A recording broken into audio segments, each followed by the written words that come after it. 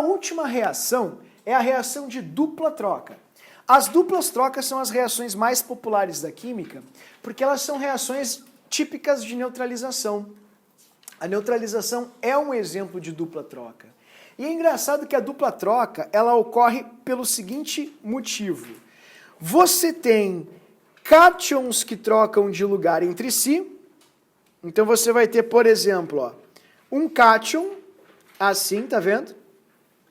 E um ânion, cátion e ânion, desse jeito, ligado a um outro cátion, aqui, com outro ânion. Outro cátion e um outro ânion, desse jeito, ok? O que acontece? Por que o nome é dupla troca? É dupla porque os íons estão sempre em dupla. Todo cátion tem o seu ânion. Todo cátion tem o seu ânion. Então, dependendo da interação, as duplas, elas têm mais ou menos afinidade. Acontece isso, ó, esse cátion não é muito afim desse ânion, entende? Ele é muito mais afim desse ânion aqui. E o que acontece? Eles trocam os pares de lugar. É o popular troca-troca. Gostei do teu? Gostou do meu? Então troca. Vamos trocar os cátions. Eu não me dou bem com esse cátion, me dou bem com esse, então a gente troca. Eu não gosto desse ânion, esse ânion é baixo astral, eu gosto desse aqui, então a gente troca. É o troca-troca. Você literalmente vai trocar cátions e ânions de lugar, como você está enxergando ali, tá vendo? Assim, e você vai ter novas espécies. Agora, o interessante aqui nesse troca-troca é que as cargas não mudam, são só os íons que trocam de lugar uns com os outros. Logo, no final desse troca-troca aqui de cargas, olha só o que vai acontecer.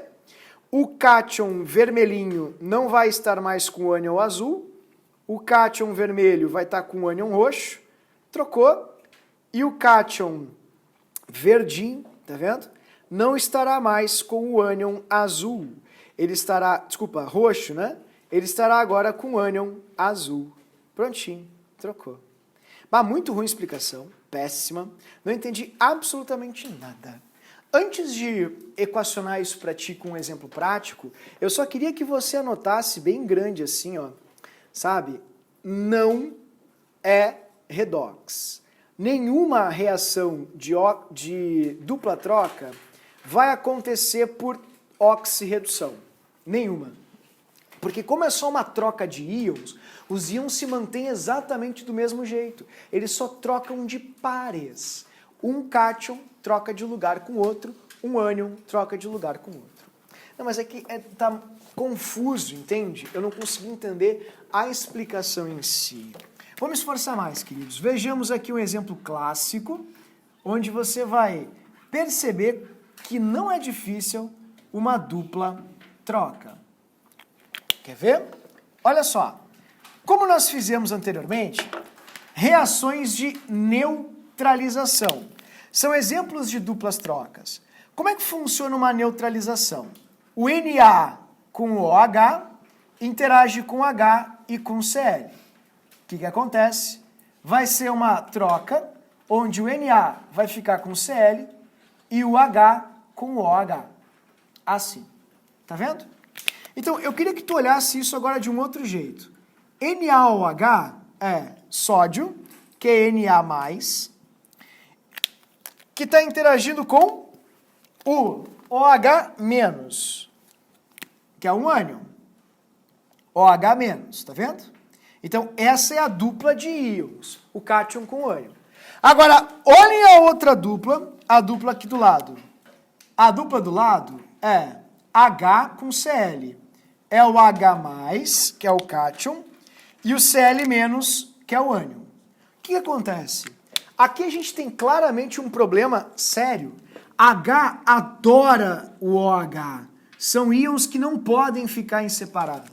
Eles se acham e se grudam e formam água na hora. São dois íons que têm uma afinidade absurda. E, repito, a água é a prova disso. Então, o que vai acontecer? Popular, troca-troca. Gostei do teu, gostou do meu? Então troca, querido. Vamos fazer aqui um troca-troca, ó. Pega o meu cátion que eu pego o teu ânion. Oh, fechou? Era exatamente isso que eu queria. E aí você vai ter Tá vendo? H+, com OH-, que é a água, literalmente, e você teve a troca de íons, certo? Então, isso é uma dupla troca. É quando você tem um cátion com ânion interagindo com outro par de íons, um cátion e um ânion, eles apenas trocam de lugar um com o outro.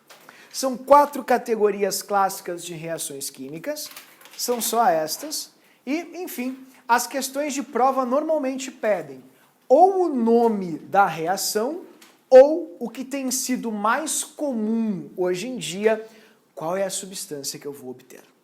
Então, pensando nisso e sabendo que não é uma coisa assim tão prática, tão simples para os alunos, o professor criou para você um esquema, que a gente vai chamar de esquema. Nesse esquema, você vai encontrar o roteiro clássico das reações inorgânicas. Se tu segui-lo, faço um bolão contigo. Não tem como errar. Tu sempre acerta a substância que tu vai obter. Esse esqueminha ele é infalível, ele é maravilhoso, maravilhoso, tá? É um esquema que é bem antigo na química, inclusive. E eu vou completá-lo com você aqui agora. Deixa eu só apagar. Para você depois usá-lo em alguns exemplos e algumas questões que eu farei contigo. Esse esquema é o esquema que orienta o aluno nas sínteses, análises, simples trocas e duplas trocas da inorgânica. E traz consigo também as reações mais comuns que acontecem dentro da inorgânica. Então vamos começar devagarinho, vamos começar com calma, vamos montar esse esquema que rege esses 4 tipos de reações inorgânicas. O que acontece quando um metal reage com oxigênio? Sempre que um metal reagir com oxigênio, tu vai ter, é obrigação, tem que formar um óxido básico. Por que eu tenho que formar um óxido básico? Porque essa, querido, é a dicotomia da natureza. Metais formam bases. Então aqui eu estou trazendo para ti toda a construção dessa logística, desde o ponto em que o metal vira óxido básico e depois o ponto em que ele vira base. Tá, e um óxido básico, quando reage com água, o que ele vai virar? Um óxido básico, quando reage com água, vai virar base. Então, isso aqui vai ser ótimo para ti. Repito, por que está fazendo isso? Está muito confuso. Não é reação o nome do conteúdo? A gente está estudando as reações inorgânicas. Aqui eu trouxe para ti a nomenclatura dessas reações, as categorias. Síntese, análise, simples troca, dupla troca, eu expliquei cada uma delas. Por que a gente as chama desse jeito. Só que aqui do lado, eu estou trazendo para ti um roteiro onde tu sempre vai saber o que tu vai obter. Sempre. Quando tu reage com os reagentes mais clássicos que tem. Oxigênio, água, óxidos entre si, bases e ácidos e assim por diante. Então, vamos construir até o final esse nosso quadrinho. Quando um ametal reage com oxigênio, ele vai formar um óxido ácido. Sempre assim. Óxido, ácido. E óxidos ácidos, quando reagem com água, formam ácidos. E como é que eu vou saber que ele é um óxido ácido? Muito fácil. Quando ele for formado por ametal. Se ele for formado por ametal, ele vai ser um óxido ácido e se reagir com água, vai formar um ácido. Tá, mas e se um óxido básico reage com óxido ácido? Pô, muito fácil. Vai formar um o quê? Um sal, querido. Sal, só isso. Tem que formar um sal. Tá, mas e se um ácido reage com uma base? Pô, a gente fez bastante isso na aula passada. Sempre vai formar um sal mais água. Prontinho. Sal mais água. Eu tomei a liberdade de modificar um pouco essa tabelinha e fazer cruzamentos assim transversais. Se uma base reagir com óxido ácido e se um óxido básico reagir com ácido, também sai reação. E se isso acontecer, você vai ter sal também mais água. Então, esse roteirinho de reação ele é super bom, ele é maravilhoso, ajuda muito o aluno quanto ao que vai ser obtido.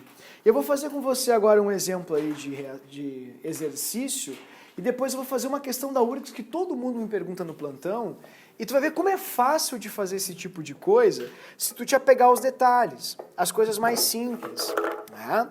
É o que eu quero que você desenvolva, que você tenha um certo amadurecimento em relação às reações inorgânicas, coisa que os concorrentes de vocês não terão. Eles vão ter dificuldades primárias para montar isso. Eu vou te mostrar como não é difícil, na verdade mais fácil do que tu pensa, até por causa das alternativas, que vão sempre guiar você para as respostas certas. Tudo bem?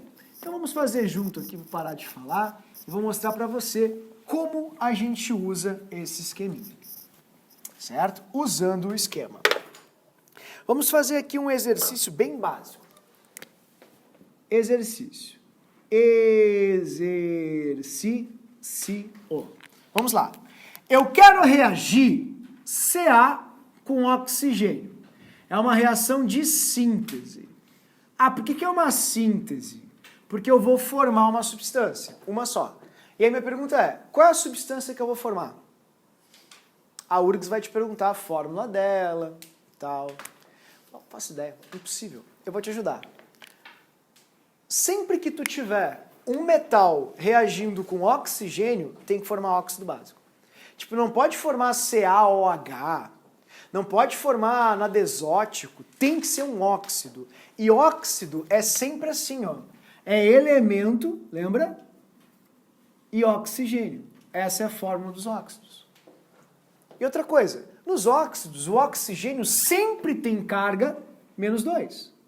Então, se tu vai ligar um oxigênio com cálcio, pô, o cálcio está no grupo 2, ele tem NOx 2.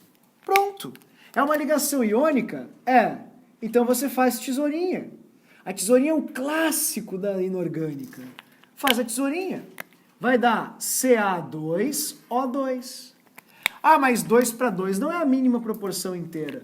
Muito bem. Tá, então o que vai ser feito? CaO. Tá, então eu vou formar um CaO? Exato. Essa reação vai cair na prova? Quer fazer um bolão? Tá gravado. Pode me cobrar depois. Eu aposto contigo que isso vai cair. Eu faço um bolão com vocês. Vai cair. Por quê? Porque sempre cai. Essa é uma das mais populares reações que tem. Aí tu pensa, mas é que é muito difícil, na hora da prova não é tão fácil. Tu vai ter alternativas. Ah, mas não tá certo. O que eu faço aqui com os coeficientes? Nada se perde. Então, se tu tem 2 oxigênios, tem que ter 2 oxigênios nos produtos. Nada se cria. Se tu tem 2 cálcios aqui, então tu tinha que ter 2 cálcios aqui. Prontinho. Essa é a sua reação. Formei um óxido básico.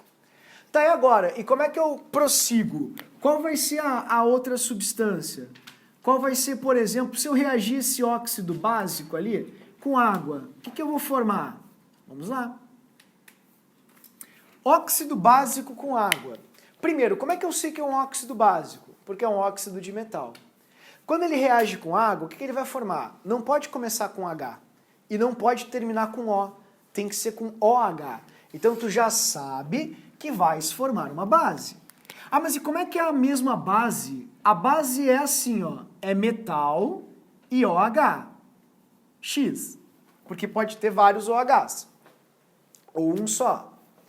Como o OH ele tem uma carga menos 1, esse é a valência do OH, então você vai fazer o quê? Eu vou ligar um cálcio com OH, ponto. Você tem uma regrinha da tesoura para fazer.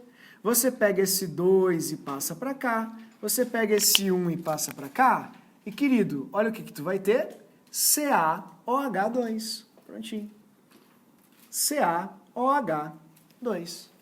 Essa vai ser a minha base. Tudo bem? Desse jeito tu constrói a substância que tu vai gerar. Tá, mas e se fosse um ametal? Bom, se fosse um ametal, vamos pegar um ametal qualquer, tipo, por exemplo, carbono, que é o mais popular que tem. Vamos reagir carbono com oxigênio. Assim. Carbono com oxigênio. Tá, então é um ametal. Isso, ametal. Ametal mais oxigênio. O que dá? dá sempre um óxido ácido, sempre. Tá, mas o que é um óxido ácido? É um óxido de não metal. Tá, mas e como é que ficaria aqui a reação? Carbono com oxigênio, CO2. Prontinho. Você só soma. Soma, nunca vai dar errado. E aqui, como os óxidos de não metais, ou seja, os óxidos ácidos, eles variam muito as fórmulas, aqui a própria questão vai indicar você para qual é o óxido ácido que você tem que obter. Eles vão te dar alguma dica, eles vão te dar uma diretriz, fica tranquilo, não te preocupa, vai ser muito mais fácil do que parece. Tá, e agora, como é que eu faço para transformar ele em ácido? Eu vou te ajudar. Como você tem o CO2 e você vai reagir ele com água, ele tem que formar um ácido. Tá, e como é que é o ácido? Ó, porque óxido ácido mais água sempre dá ácido. Ácido tem que começar com H. Então você coloca o H. Ele tem oxigênios? Tem. Então tem que terminar com O. Tem carbono? Tem. Então tem que ter o carbono aqui no meio. Tá, mas e qual vai ser a quantidade de átomos e tal?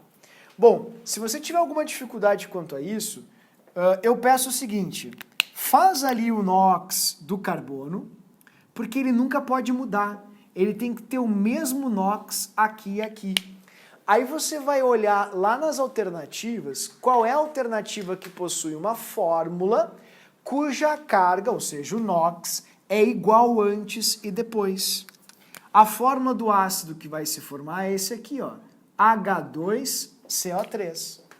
Tá, mas é mais complicadinho que o outro? É, porque não dá para fazer regrinha da tesoura aqui. Você não pode fazer uma tesourinha, pois varia muito a fórmula dos não metais. Então você vai até as alternativas, olha a fórmula que você tem para o ácido e vê se a carguinha está igual ao óxido que você formou. Tem que estar igual. O NOx não pode mudar. Tá, mas e daí o resto, hein? Bom, eu vou te pedir agora para fazer comigo, para a gente fechar essa parte, isso aqui, ó. Qual vai ser o produto, pessoal, oriundo de um CaO mais um CaO mais um CO2? Ah, como é que eu vou saber? Ué, super fácil. Você tem um óxido básico, tá vendo? Óxido básico, que é um óxido de metal, com um óxido ácido, que é um óxido de não metal. Sempre que um óxido básico reage com um óxido ácido, só pode formar sal. Aí tu pensa, tá, mas e a água? Querido, tu vai tirar hidrogênio da onde aqui? Para fazer água. Não tem como tirar hidrogênio para fazer água. Então a tua única possibilidade é fazer um salzinho aqui, que vai ser um CaCO3. Essa vai ser a sua reação. Tá, e se eu tiver a base mais o ácido? Ô, barbada. Base com ácido vai te dar uma neutralização, uma dupla troca, reação super fácil. A gente vai fazer como sempre fez, conta os hidrogênios, conta os OHs, e aí tu vai ter o mesmo sal, só que agora com as aguinhas. Duas águas, dessa maneira. Isso cai, mas cai pouco, né? Negativo, cai demais. Tipo, a URGS é uma das provas que mais cobra esse tipo de reação, o Enem gosta também de cobrar isso, e a melhor maneira para você conseguir ir desenvolvendo isso não é uma prova de colégio. Tu não tem que mostrar resolução para o teu professor, tu tem que amadurecer. Tu não pode ser juvenil, como muitos e muitos estudantes acabam sendo nessas questões na prova. Porque eles pegam a prova, eles tentam fazer tudo direitinho, pegar a regra, eles acham que funciona assim, ó, eu tenho que lembrar da regra e aplicar a regra na questão. Não, querido, tu tem alternativas. E as alternativas vão fazer com que você acerte essas questões de forma muito rápida. E vão agilizar demais, assim, a sua resolução. O que está falando? Presta atenção nessa questão aqui, que é uma das que mais me perguntam nos plantões. Eu vou fazê-la com você, tá? Essa questão aqui, ó. A 58, da página 55. Essa é uma das questões que eu mais fiz até agora, assim, em plantões e tal. E eu fico muito preocupado toda vez que eu faço essa questão, porque essa questão, eu nem vou ler ela, quer ver? Eu não vou lê-la. Eu não vou ler a questão 58. Eu não vou ler e só olhando as alternativas, eu já arrisco duas alternativas que são absurdos. Absurdos. Ah, como é que tu não vai ler e vai fazer a questão? Não precisa, muitas vezes. As alternativas falam muito mais do que a gente pode imaginar. Quer ver? Por exemplo, olhem para as alternativas. Qual é a primeira alternativa que tu risca de cara que está muito errada aqui no quadro? A letra C.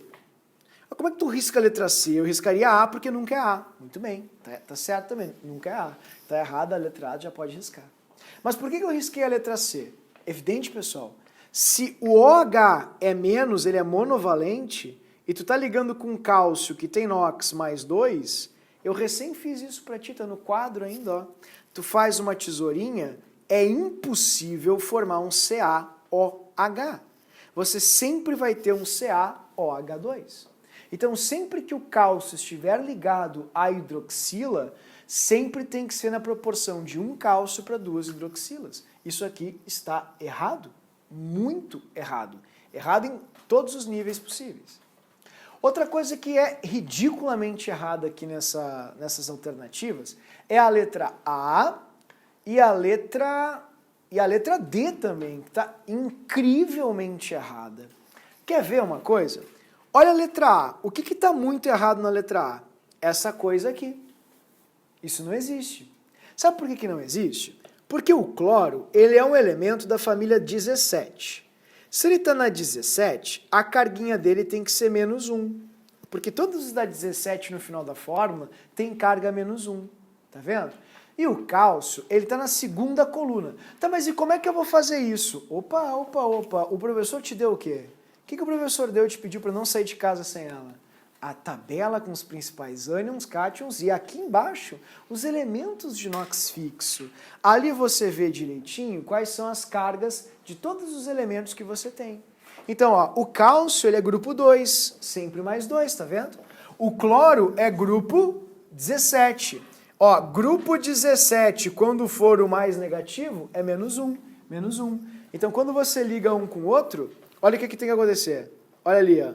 Passa o 2 para cá, passa 1 para cá, Ca série 2. Então, nunca, jamais vai poder ser a letra A, que está dando Ca série, jamais. E em hipótese alguma pode ser a letra D, onde vai te dar pela regra da tesoura, ó, se você fizer isso aqui, ó, tá vendo? Passar o 2 para cá, o cloro vai ter NOx menos 2. Isso aqui não existe, pessoal. Isso aqui é alucinação, sei lá, remédio, alguma coisa muito séria, um problema muito grande, porque o cloro está na família 17 e na 17 todos eles têm carga menos 1 quando forem os mais negativos. Então jamais isso vai poder acontecer. Tá, mas e como é que eu vou saber se é a B ou se é a E? Aí tu pode usar um pouquinho do conhecimento técnico ou também lembrar que cálcio com enxofre jamais vai ficar assim. Nunca vai ficar assim. Porque o enxofre está na família 16. E se ele está na 16, olha o que ele vai fazer. Ele é menos 2, tá vendo? E o cálcio mais 2. Então se tu passa o 2 para cá, passa o 2 para cá, querido, tu vai ter Ca2S2, vai te dar, corta aqui, CaS. Então a proporção entre o enxofre e o cálcio não pode ser aquela ali, em hipótese alguma. E uma outra coisa que você poderia utilizar também de conhecimento, caso quisesse, é... Pergunta, pessoal, esse óxido aqui é um óxido ácido ou básico? Porque é de metal. Óxido básico com água sempre tem que dar o quê? Base. E base termina sempre com o quê? OH. E sabendo isso, também a gente já poderia eliminar duas alternativas, a B e a D. Certo? Então, não se atucana quando tu pegar uma questão dessas, a URGS vai fazer isso contigo, é bem provável que tu encontre isso aqui na prova, não te assusta, faz a tesourinha, lembra dos NOx, respira fundo, não pega a questão desde o início para fazer, lê ela antes, vê as substâncias, olha as alternativas, que vai ter muita coisa errada para tu eliminar. Lembrando sempre que na URGS, eu cito mais a URGS porque a URGS cobra mais isso que o Enem, sempre com um movimento rápido, você elimina 3 alternativas e fica entre 2 apenas que são de interesse, que são mais relevantes. Tudo bem? Tá, mas eu não entendi. O que vai formar ali? O X, então, é um OH2, é isso? É. Como é que eu vou saber quem é o Y? Ué, você está reagindo um CaOH2 com H2S. Daí? Bom, querido, daí você tem isso aqui, ó, que a gente fez bastante, né? São 2 OHs com 2 Hs, assim. Então você vai ter aqui, ó, fez uma água aqui, outra água aqui, e o que sobrou foi justamente seu sal. Sobrou um Ca e um S. Um Ca e um S, prontinho. Esse é o meu sal, CaS. Tá? Você fez ali também a sua neutralização, sabe que o Y tem que ser um CaS. Tá, e como é que eu vou saber agora qual vai ser o Z? Não precisa, né? Mais uma vez eu vou reiterar, mas você está reagindo CaS com HCl. Tá, e daí? E daí que é uma dupla troca, né? Ó, cation, anion. Ô, gostei do teu, gostei do teu. Então vamos trocar. Vamos trocar os pares. Só que ao trocar os pares aqui, a gente lembra que a proporção ela não vai ficar igual, né? Tem que ficar CaCl2 e H2S. Ah, como é que eu vou saber? Porque a própria URGS está te dizendo. Ela te disse isso, tá vendo? Tem que formar H2S. Aí você só precisa equacionar, prontinho, CaS. Nível dessa questão é uma questão de nível moderado, não é uma questão muito fácil, mas repito, tu não precisa nem ler a questão para resolver. E é uma das questões que eu mais resolvo nos plantões. E o que normalmente o pessoal traz assim como dúvida é, como é que eu vou saber? E a resposta que eu te dou é, olhando as alternativas, lembrando da tabelinha que o professor passou, pelo menos a parte mais simples, que é metal com oxigênio, óxido básico. Óxido básico com água, base. Ametal com oxigênio, óxido ácido. Óxido ácido com água, ácido. Lembra disso? Vai te dar muita, mas muita clareza nessas questões. Tudo bem, pessoal? Eu consegui me fazer entender, vocês entenderam isso? Tudo bem? Então no tema tu vai ter uma série de questões sobre isso para você poder fazer, se entreter e se divertir. Bom, eu vou entrar agora numa segunda parte, que é uma parte também problemática, de certa forma, de certo modo. A gente precisa conversar bastante sobre ela, tá? Então, já vou passar aqui para ti esse cartãozinho, como a gente já fechou o primeiro. Deixa eu passar aqui para ti. Por favor, liguem os celulares, queridos, por gentileza. Me aceite. Vamos se aceitar, né? Tem o iPhone 2, grande abraço para o iPhone 2. Tá ali a Kathleen, a Milene, o iPhone do Luciano. Luciano, passa pro irmão depois, né? Da Carol. Ah, o irmão teu é o iPhone 2? Entendi. Porque tu é o mais novo, é o irmão 2, entendi. Tem toda essa coisa, né? E tal, familiar. E o iPhone também ali, que é mais discreto, mais comedido, só o iPhone. Espero que seja daqui esse iPhone. Que bom, né? Fechou. Tudo bem? Bom, então vamos lá. Vamos para a segunda parte, que é justamente a parte referente aos sais. A gente vai ver duas coisas bem importantes sobre os sais agora. A primeira é a solubilidade e a segunda é a hidrólise. Por que isso é importante e de onde vem esse conhecimento? Tá, eu vou explicar para você. Querido, no livro, tá ali na página onde diz dupla troca ainda. Com o tempo, os químicos perceberam que as reações de dupla troca, elas acontecem por intermédio de 3 possibilidades. Tipo, como eu vou saber se uma dupla troca pode acontecer ou não? Então eu vou colocar aqui para ti no cantinho. Condições. Continuamos falando sobre a quarta reação, que é a reação de dupla troca. E a gente vai fazer uma pergunta coletiva agora. Como é que eu vou saber se os íons trocam seus pares ou não? Você vai saber disso a partir de 3 condições. Existem 3 possibilidades para que isso aconteça ou não. Cada uma delas gera uma dupla troca. Não são as 3 juntas, não. Uma, outra ou outra. Qualquer uma destas condições é uma forma de verificar que vai acontecer uma dupla troca. Então eu vou mostrar para você essas condições. A primeira condição para que haja uma dupla troca. Vamos colocar aqui, ó, condições, ok? Ó, repito, qualquer uma destas condições gerará uma reação de dupla troca. A primeira condição é a que a gente mais viu, formação de água. Sempre que puder haver, dentre os íons, a formação de água, vai haver dupla troca. Por isso que as neutralizações são reações tão populares e acontecem à revelia. Por quê? Porque o H+, e o OH- se adoram. Então, quando o H+ vê um OH-, ele enlouquece, se gruda e não solta, e forma água. Então, a formação de água é uma destas condições. Ah, eu quero saber se a reação aqui abaixo, ela vai gerar dupla troca. Dá para formar água? Dá. Então vai acontecer. Vai acontecer, fica tranquilo. Sempre vai acontecer se houver possibilidade de formação de água. Outra possibilidade que nós químicos percebemos é essa aqui. Ocorrem duplas trocas quando se forma um produto volátil.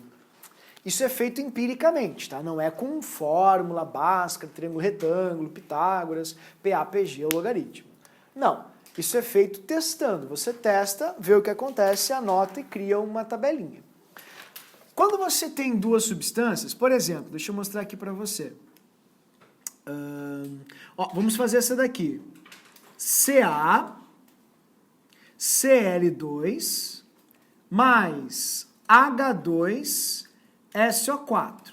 Vamos supor que a URGS faça uma questão muito difícil para ti e te pergunte, vai haver reação ali? Aí tu pergunta, como é que eu vou saber esse troço? Aí é uma questão difícil, é a questão mais difícil da prova. Se eles fizerem isso, estou te dizendo agora, é a questão mais difícil da prova. Vai haver reação se um dos produtos gerado for um produto volátil. Ah, como é que eu vou saber se é ou não um produto volátil? Eu vou te mostrar agora. Nessa reação vai acontecer o processo de dupla troca. Por quê? Porque há possibilidade de se formar HCl. E HCl é volátil. Produto volátil. Se houver a possibilidade de formar um produto volátil, ocorrerá reação de dupla troca. Infelizmente. Tá, mas e quais são os produtos voláteis? Esses aqui. Tem que saber... pessoal, vou ser trifranco com vocês. Não cai quase. Tipo, eu não lembro de uma questão da URGS, por exemplo, perguntando quais são os ácidos voláteis ou coisa do tipo. Normalmente nós professores passamos, incomodamos um pouco os alunos, mas nós não somos tão taxativos assim, ou tu decora isso aqui ou nem vai para a prova. Não, porque realmente não cai tanto. Então eu vou ser bem brando contigo, tanto que eu nem botei numa tabelinha os ácidos voláteis e afins, porque não é algo tão relevante assim. Quem são os ácidos voláteis? Hidrácidos, que são aqueles sem oxigênio, o carbônico, que é o que tem na água com gás, você abre, o gás sai, por isso ele é volátil, e o nítrico, são os únicos 3 voláteis. Todos os outros ácidos não são voláteis. Por exemplo, vou te mostrar aqui, eu fiz uma soluçãozinha de ácido sulfúrico, eu estou abrindo aqui, você não está vendo vapor de ácido sulfúrico saindo aqui de cima. Por quê? Ácido sulfúrico não é volátil, ele é bem fixo, ele não evapora, não vai embora. Quem são bases voláteis? Isso é uma base, hidróxido de cálcio, é um pó branco. Tá vendo pó branco? Isso aqui é o cal hidratada, apagada, extinta. Se eu botar isso aqui na mesa, se eu puser isso no chão, ele não vai evaporar, porque bases são compostos iônicos, e compostos iônicos formam sólidos. Então todas as bases são sólidas, portanto não são voláteis, exceto uma única que não é comum, que é o hidróxido de amônio, que é um líquido muito volátil, mas repito, já te disse, isso aqui não é algo tão importante assim. Oi, querido. Puta, esqueci do canudinho. Não acredito. Alguém tem um canudinho? Desculpa, foi um desabafo. Mas esse canudinho é importante pra ti, né? Não. Tem certeza? Tu pode te desfazer dele, jura? Eu posso te dar um outro muito parecido com ele, pode ser? É muito importante. Tem certeza? Ah, então tá. Isso é muito importante. Querida, muito obrigado. Salvou minha vida. É que como a gente está agora nesse dilema dos canudinhos, eu fui pegar ali no barzinho o canudinho, mas acabei esquecendo, né?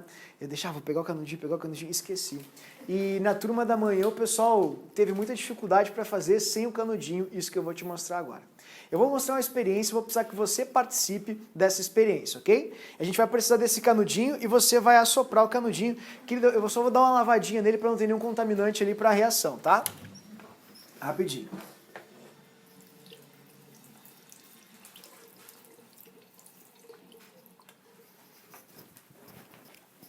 Bom, pessoal, quem é que tem um cardio bom assim? Como assim um cardio bom? Quem é que faz aí, sabe, canguru, pessoal do canguru, aí a galera do crossfit, pessoal aí da fundo funcional, crossfit, é crossfiteiro, Luciano? Não é crossfiteiro? Não faz o burp, não pula caixa, desce caixa? Porque eu vou precisar de você agora, tá? Eu preciso que você me dê uma ajudinha aqui. Ó, eu trouxe uma solução para você de hidróxido de cálcio. Dá para perceber assim que ela é meio transparente, né? Eu quero que você pegue, se não quiser assoprar com canudinho não tem problema, mas eu vou passar de um por um e eu peço que você fique assoprando bastante dentro. Se você for usar o canudinho, pode usar o canudinho, cuide para não deixar esse borbulhar, né, esse líquido pegar na sua cara. Não vai ser uma coisa muito agradável. Mas assopra isso aqui, por favor. Fique assoprando. Se alguém fica tonto quando assopra, passa pro colega do lado, tá? Então antes de desmaiar, passa pro coleguinha do lado. Eu vou te ajudar, tá? Tu pode fazer assim, ó. Ou assim, tá? Tanto faz. Eu sei que é nojento, mas química é nojenta, tá? Exatamente. Vai fazendo isso bastante. Depois, se você não conseguiu muito bem com esse, você pode fazer com esse aqui também. Pode ficar soprando nesse aqui, que eu acho que esse aqui está mais concentrado, vai dar mais efeito. Pode pegar e...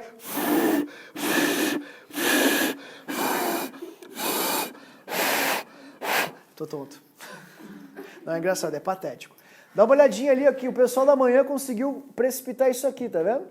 Todo esse pozinho branco aqui foi o pessoal da manhã, você pode ficar assoprando, vamos ver se a gente consegue precipitar. Conforme você vai assoprando isso aí, essa solução vai ficando cada vez mais branquinha.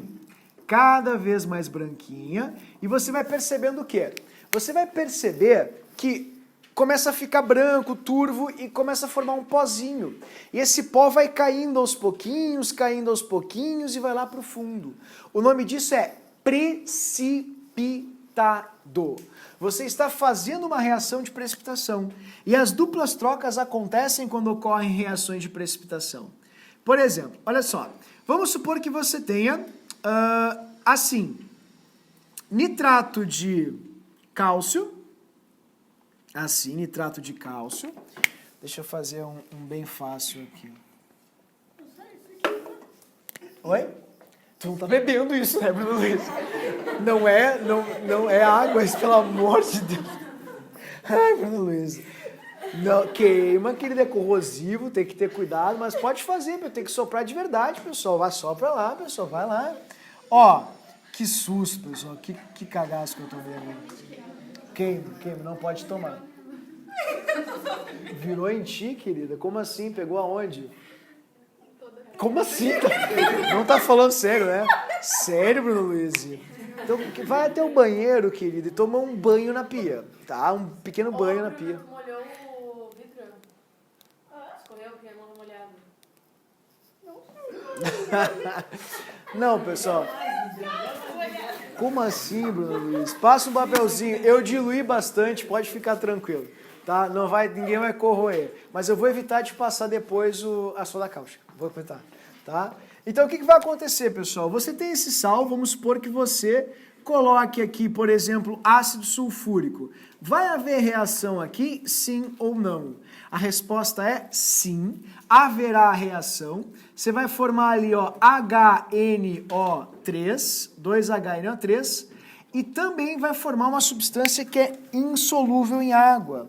É uma substância que vai precipitar, chamada de sulfato de cálcio. Essa substância vai para o fundo, vai para baixo, vai ficar branquinha e é um indicativo de que vai haver a reação. Tá? Então, o que vai acontecer?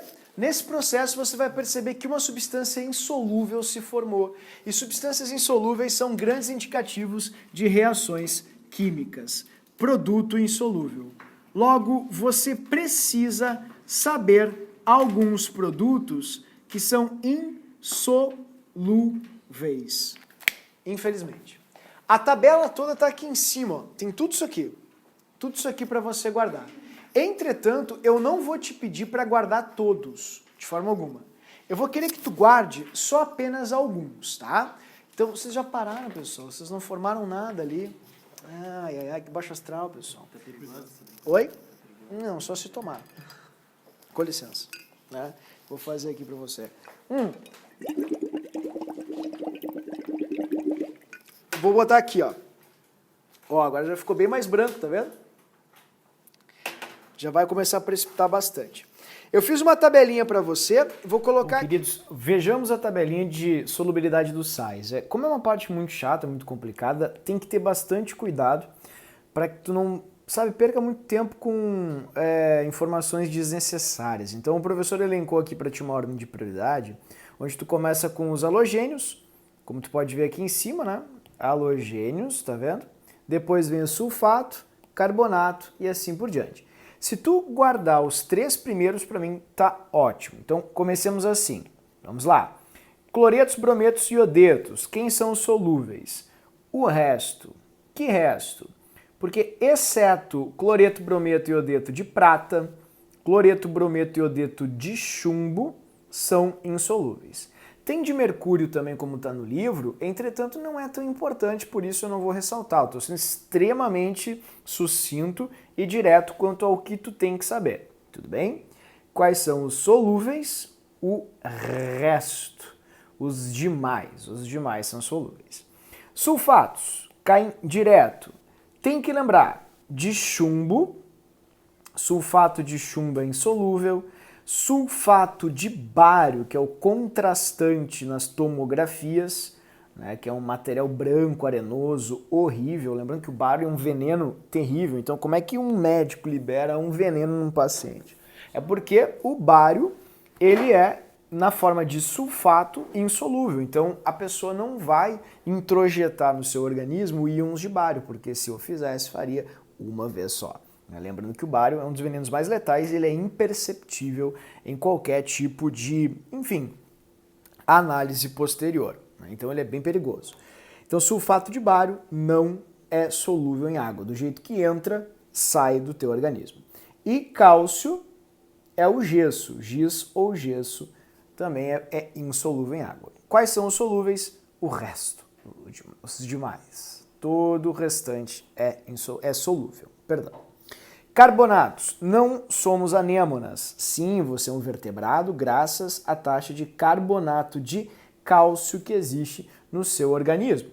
Então, a grande maioria dos carbonatos é uma maioria insolúvel em água. Portanto, vamos escrever o resto.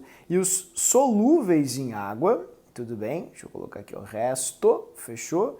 E os solúveis em água, justamente, são apenas grupo 1. Então, os metais do grupo 1 são solúveis em água, tipo carbonato de sódio, carbonato de lítio, carbonato de potássio e assim por diante. Tá, quem são os nitratos solúveis? Todos. Quer dissolver em água algum íon, coloca na forma de nitrato. Todos os nitratos são solúveis em água. Consequentemente, seguindo essa lógica, é claro que nenhum nitrato é insolúvel.